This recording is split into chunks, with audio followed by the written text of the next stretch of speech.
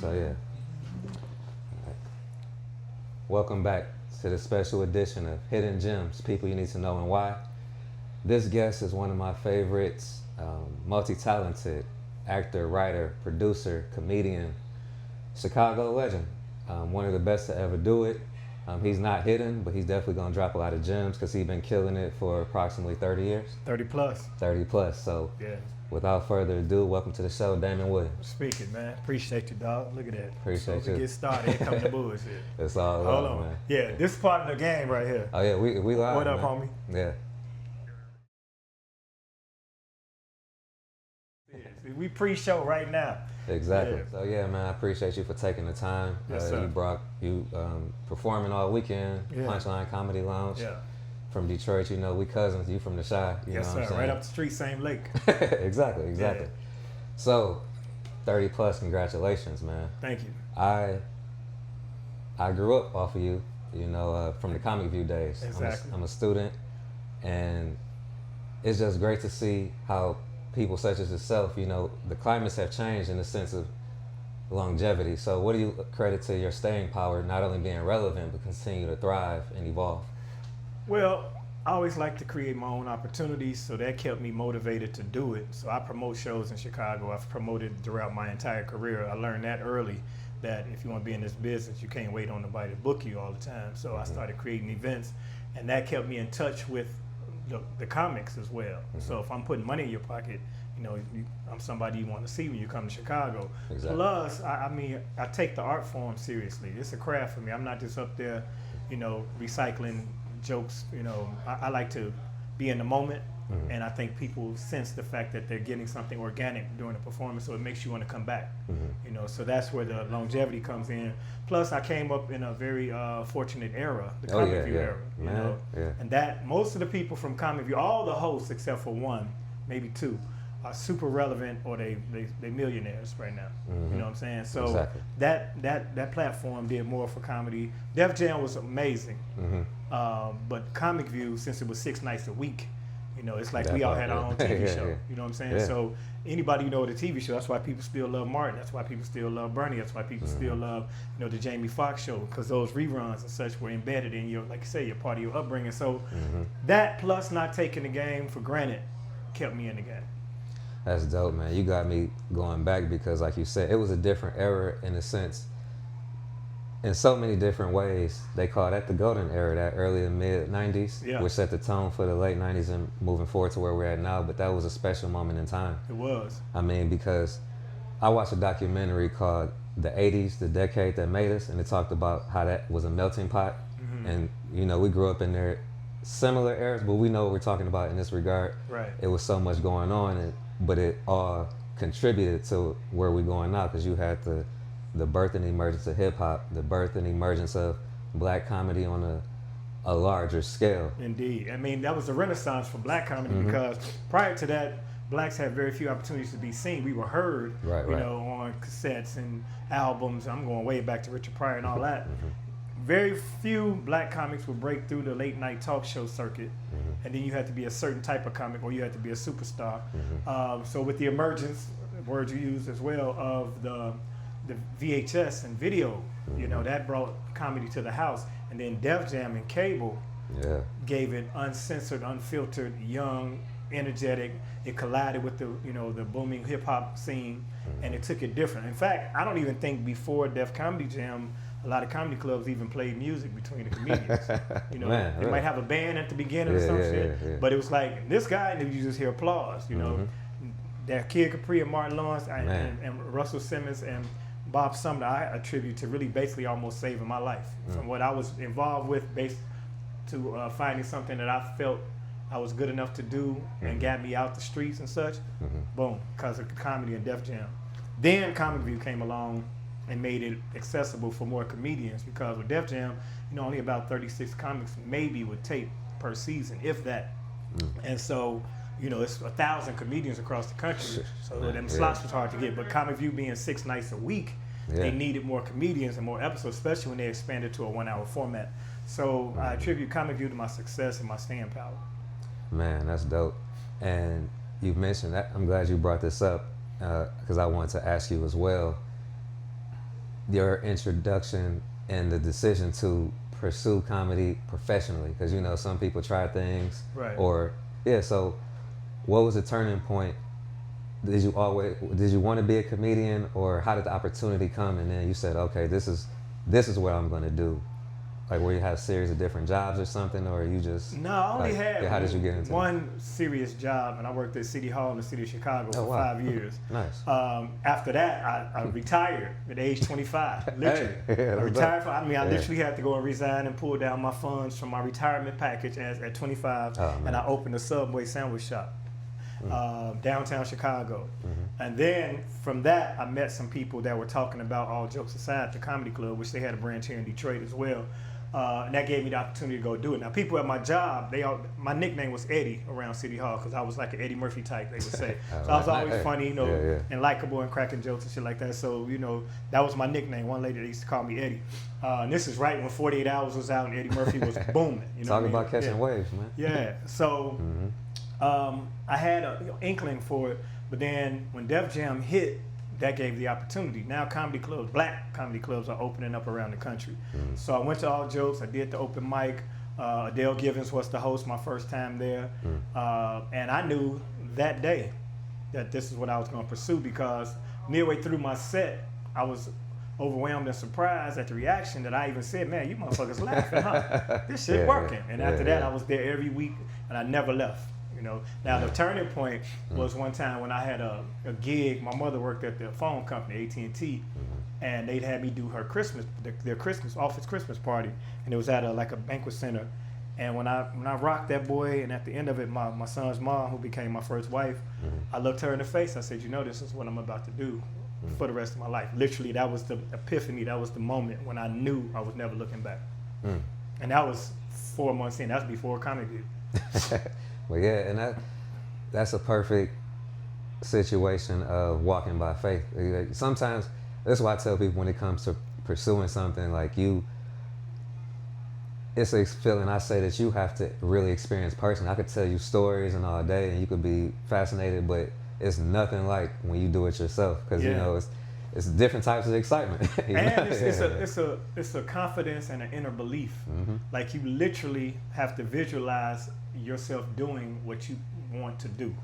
Like, you got to see yourself already there. Like, I already knew when I did that show that I was going to end up on TV at some point doing comedy, because the reaction was so, unanimously in my favor. So, but there are dark times, there are low times, there are times when, you got to make a decision whether this going to work, or if you got a mortgage and a kid to raise, which was my circumstance, that I had got to a point where I thought I was going to need a job, because comedy, after my first Comedy View, it was still up and down. And I ran into Deion Cole, because I had went and applied for a job and everything. And he was like, man, them comedians that get jobs, they don't come back to the mic. And so I contemplated that night. And I laid and I looked at the ceiling, and I had to talk to God, had my little faith going, and I didn't go to that job. And after that, I got Comedy View again. I won the hour special, and my career was off to the races. Man, I've experienced that, and I understand, because I've been on this entrepreneurial journey, which began as a spiritual journey, because I was on the back end of Hurricane Katrina. I went to Dillard University the last year pre-Katrina, and then I fast forward. Something happened mentally and spiritually, and then God told me I had a purpose. I didn't know details, but I was 19. Right. So I'm out here blindly walking by faith, but comfortable on the inside. In 2008, I got blessed with the introduction to the podcasting world, which it wasn't podcasting, it was internet radio. Yeah. But like you, so you know what I'm saying, when you find something, you like, this is it. Right.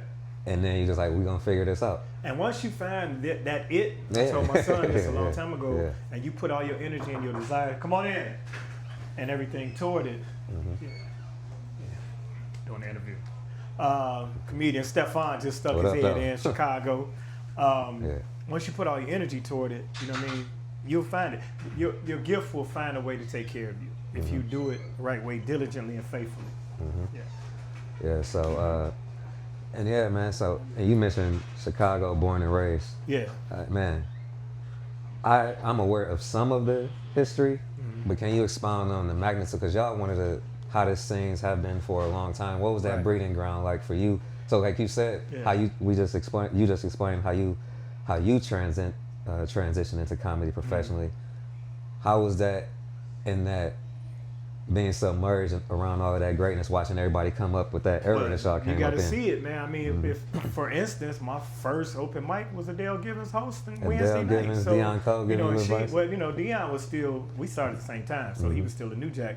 But we had Adele Givens, Kenny Howell, Bernie Mac, George Wilborn.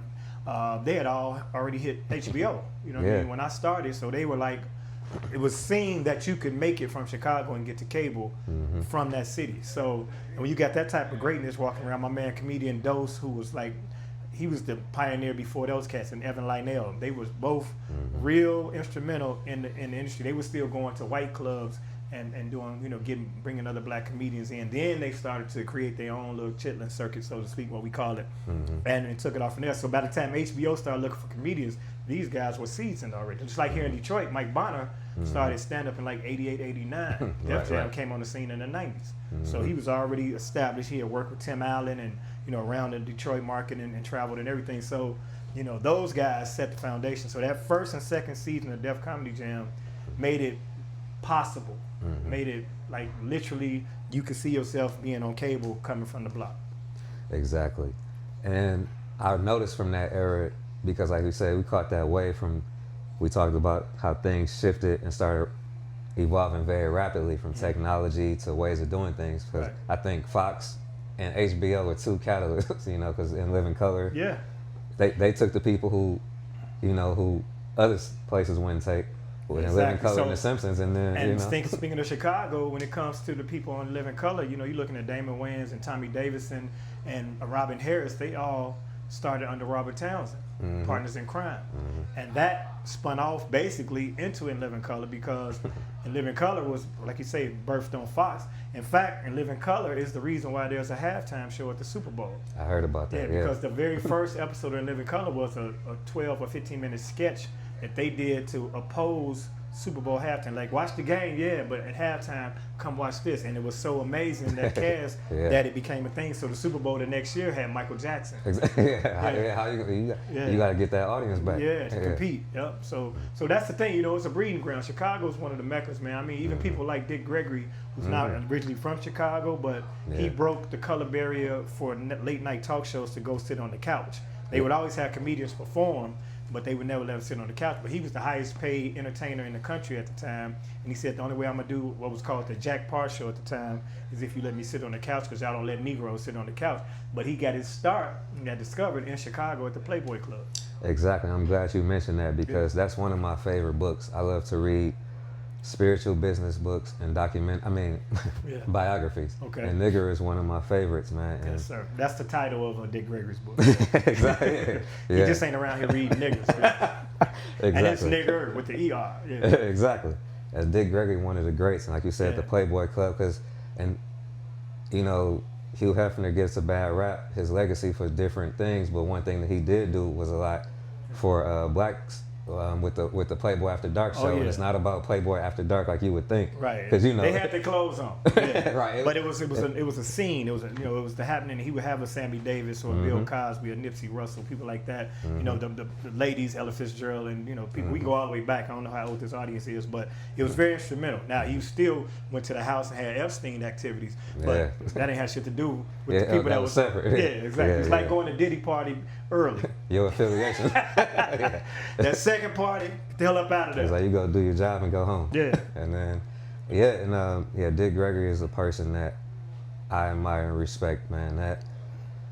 Because he was an activist. I mean, to be honest, if we're going to talk the story, Dick Gregory went from being the highest paid entertainer to sacrificing some of that to actually, he and Harry Belafonte kind of provided the cash behind some of Martin Luther King's initiatives and the civil rights movement. So he was bigger than that. And he went down to the South, and he, really jeopardized his career to an extent. But then he flipped it back when he started making them shakes. Dick Gregory died. Yeah, Dick Gregory died. He came back. And then in his latter years, he came back to the stage. He has a nephew, Mark Gregory, who has continued the legacy. And I got a chance to work with Dick a couple of times, sit around.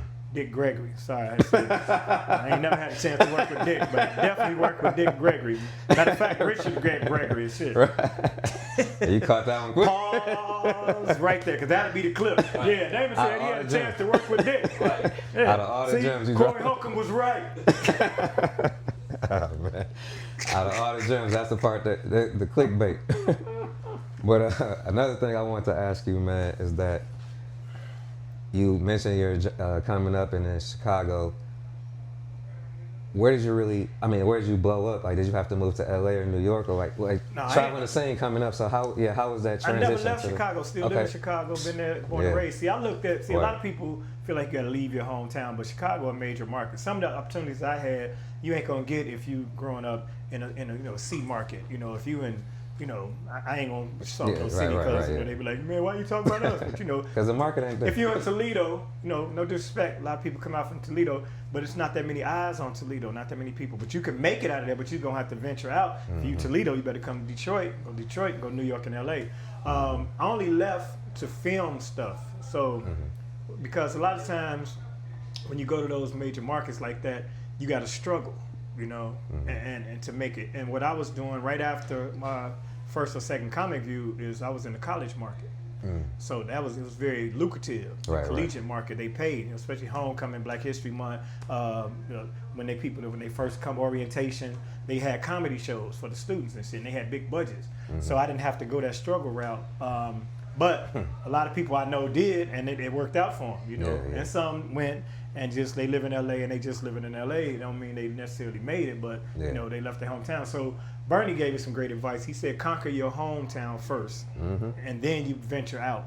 Say conquer your city. But my marketing and thought process was Chicago's the third largest market. So every entertainer is trying to get to Chicago. If you're an entertainer, if you ain't played Chicago, you ain't official.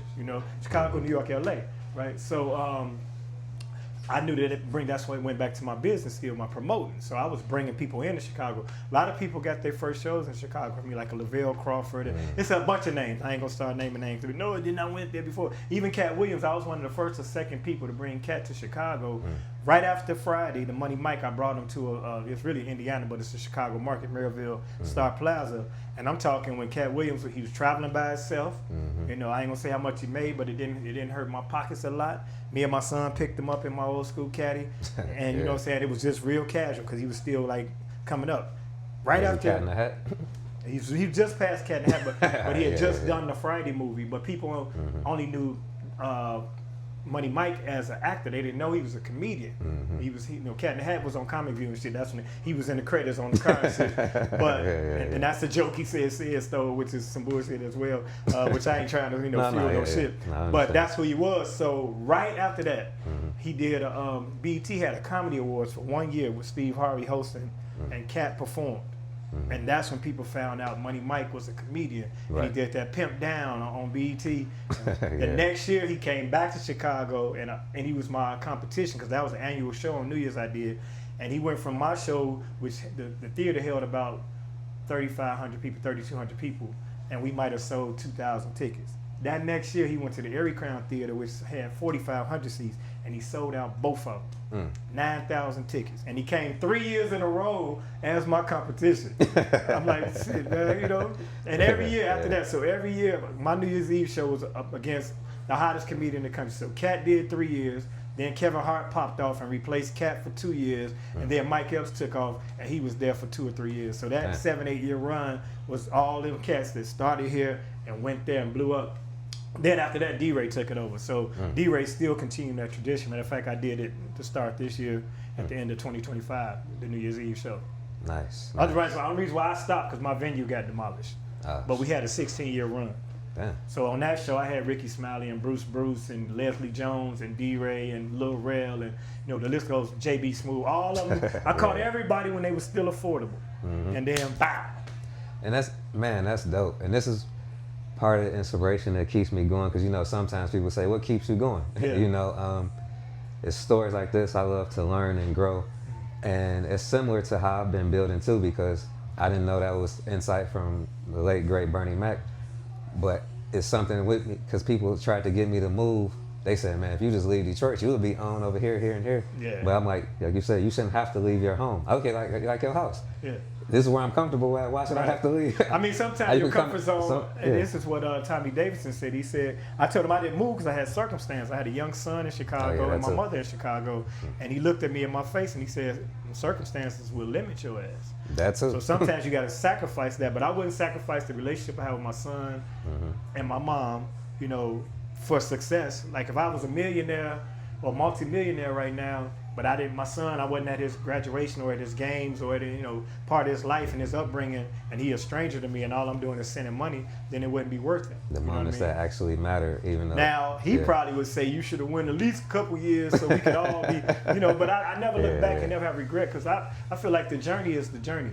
And that's what people have to understand. When you're pursuing something, it's a lot of people that blew up right out the gate. They went right from Def Jam, bow, Chris Tucker, an example. Yeah. You know, and I'm not saying he has any regrets about that, but that ain't everybody's story.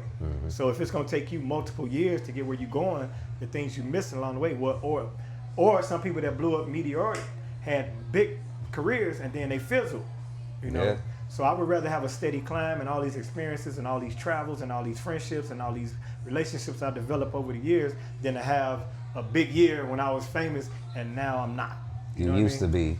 Yeah. Or back in the day, I used to. Tony Schofield had a joke. So you ever see somebody that used to be the shit?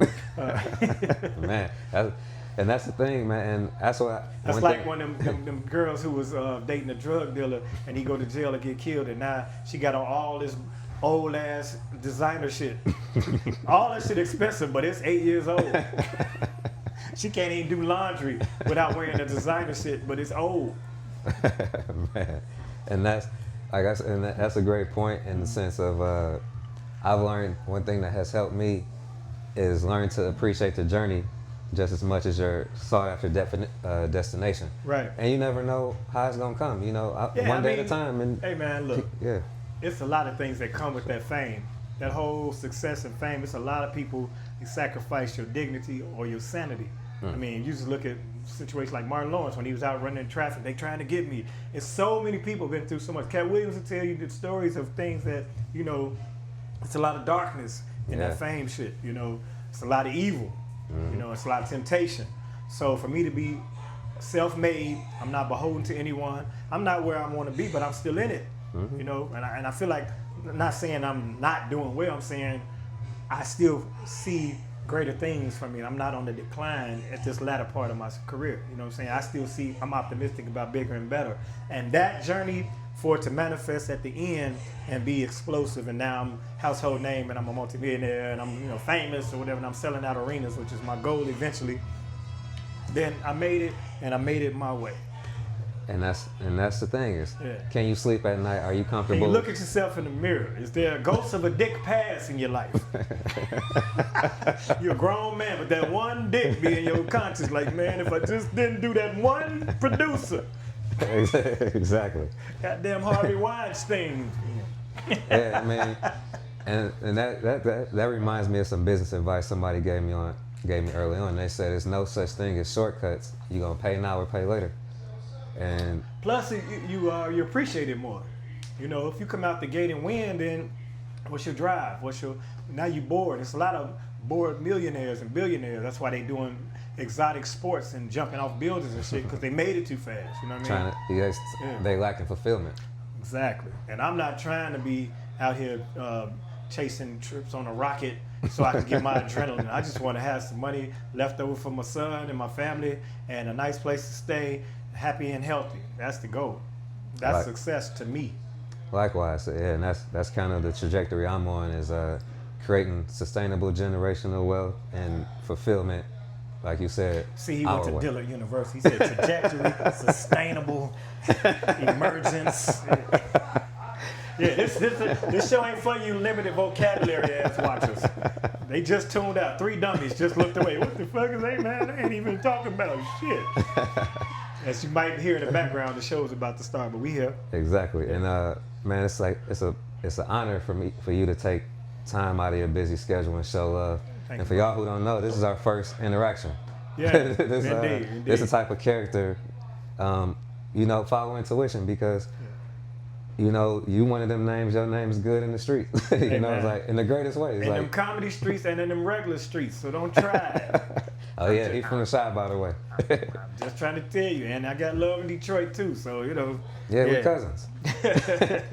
And what's the best way for people to stay in contact with you? Follow your show, see where you at. And are you active on social media? Yeah. For real? And I do my own social media. I don't have nobody. Likewise. I don't want nobody speaking on my behalf and then saying some goofy shit, or ignoring people or none of that. So I interact. And you on did that hit all me day. back, yep. Yeah, right away. I mean, if I see it, I'm gonna answer it. Now, as things are starting to take off a little bit more, because my numbers are growing a little bit, it's harder to maintain because I'm across all the platforms except for Snapchat. I ain't doing that shit.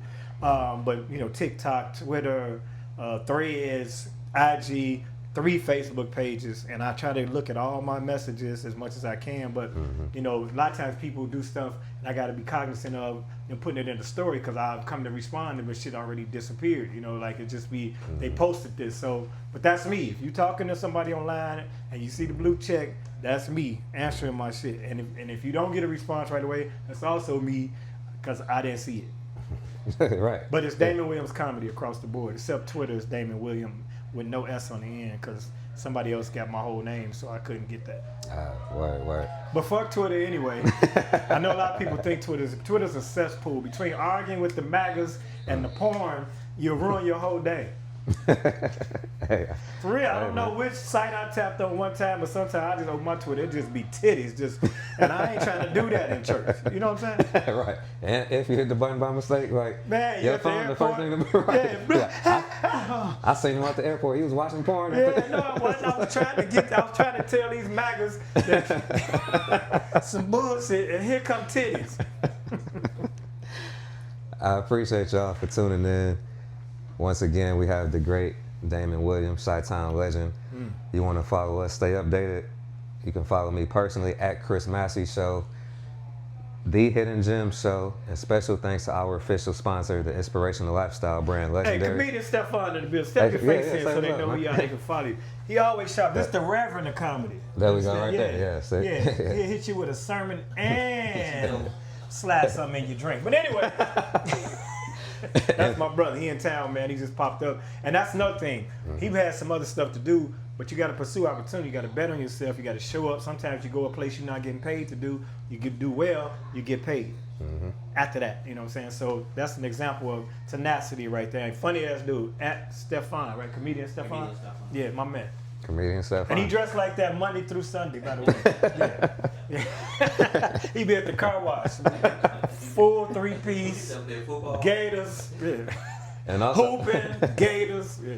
And also to that point, you mentioned you from the Chi too, right? Yeah. So y'all stick together. That's another thing. Oh yeah, our circuit is tight, man. Especially the earlier generation. We trying to school these youngins on what it's his strength and unity, but they like the social media beef. So we gonna have a meeting and shut that shit down. To be honest, because they're doing it publicly. You take your shit offline. See, we didn't have that. If you had a problem with somebody in our era, you had to tell them. You address it personally. Or you just walk around with that inside of you.